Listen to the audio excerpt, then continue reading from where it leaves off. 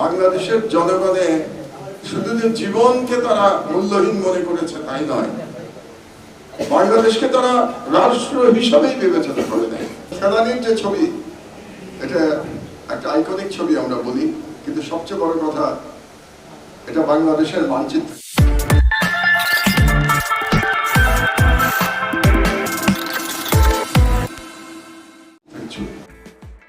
আপনাদের হয়তো সকলের মনেও নাই, কিন্তু ফেলানির যে আইকনিক ছবিটি আপনারা এখন দেখেন, যেটা সারা বিশ্বে প্রচারিত হয়েছে, বাংলাদেশের পত্রিকার মধ্যে সর্বপ্রথম আমার দেশেই এই ছবিটি প্রকাশিত হয়েছিল 2011 সালে।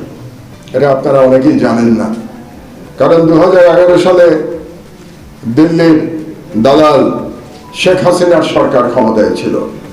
কাজেই সেই সময় কোন পত্রিকার সাহস হয় নাই যে ফেলানির এই ছবিটি তারা ছাপায়। আমার দেশ ছাপানোর পরে অন্যান্য পত্রিকা এই ছবিটি ছাপিয়েছিল সেই সময়। সুতরাং আমরা এটুকুই বলতে পারি যে আমার দেশ কোনো অবস্থাতেই ফ্যাসিবাদের কাছে মাথা নত করে নাই, কোনো অবস্থাতেই ভারতীয় আধিপত্যবাদকে পরোয়া করে নাই।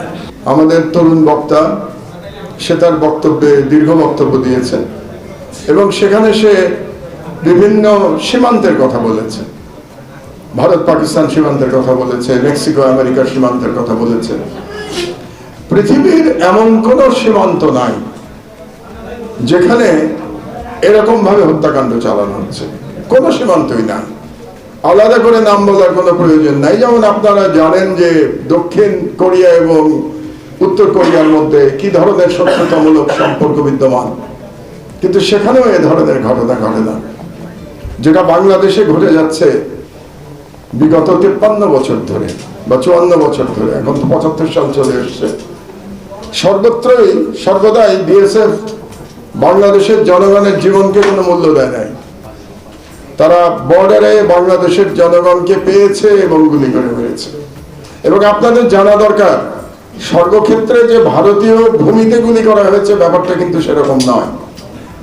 বহু ক্ষেত্রে বাংলাদেশের সীমানার মধ্যে গুলি করে হত্যা করা হয়েছে। যারা বর্ডার এলাকায় থাকেন তারা আপনারা জানেন যে বর্ডার এলাকায় আমাদের কৃষকেরা আছে, তারা সেখানে চাষবাস করেন এবং কৃষিক্ষেত্রে কাজ করার সময় গুলি করে মারা হয়েছে, এরকম ঘটনা এনতা। তাহলে বাংলাদেশের মানুষের জীবনকে মূল্য দেওয়া হয় নাই। কারণটা হলো বাংলাদেশের জনগণের শুধু যে জীবনকে তারা মূল্যহীন মনে করেছে তাই নয়, বাংলাদেশকে তারা রাষ্ট্র হিসাবেই বিবেচনা করে নাই। বাংলাদেশকে তারা একটা উপনিবেশ হিসেবে বিবেচনা করেছে। অনেকে বলেন যে বাংলাদেশকে ভারত তার একটা প্রদেশ হিসেবে বিবেচনা করে, ব্যাপারটা সেরকম নয়। প্রদেশেরও কিছু ক্ষমতা থাকে, প্রদেশের বিরুদ্ধে চাইলেই কিছু করা যায় না। যেটার এক্সাম্পল আপনারা দেখবেন যে প্রায়শই পশ্চিমবঙ্গের মুখ্যমন্ত্রীর সাথে দিল্লির প্রধানমন্ত্রীর বাদানুবাদ হয়, ঝগড়াঝাটি হয়, কারণ পশ্চিমবঙ্গের মুখ্যমন্ত্রীর একটা ক্ষমতা আছে, যে ক্ষমতাটা ভারতীয় সংবিধান তাকে দিয়েছে। কিন্তু যখন আপনি কাউকে উপনিবেশ বিবেচনা করবেন তার তো কোনো ক্ষমতা নাই, তার কোনো অধিকার নাই। সুতরাং বাংলাদেশকে উপনিবেশ হিসেবেই বিবেচনা করে এসছে ভারত এ যাবৎকাল। এবং বাংলাদেশে শেখ হাসিনার শাসনের মাধ্যমে সেই উপনিবেশকে তারা পাকাপোক্ত করতে চেয়েছিল এবং 15 বছরেরও কিছু দীর্ঘ সময় বাংলাদেশের রাষ্ট্রের কোনো মূল্য ছিল না, বাংলাদেশের জনগণের কোনো মূল্য ছিল না। কাজেই আমাদেরকে ফেলানির মতো হত্যা করা গেছে। তবে ফেলানি মারা গেছে, কিন্তু ফেলানি একটা প্রতিবাদ স্বরূপ আমাদের সামনে আবির্ভূত হয়েছে, মরে গিয়েও। কারণ ফেলানির যে ছবি, এটা একটা আইকনিক ছবি আমরা বলি, কিন্তু সবচেয়ে বড় কথা এটা বাংলাদেশের মানচিত্রের ছবি।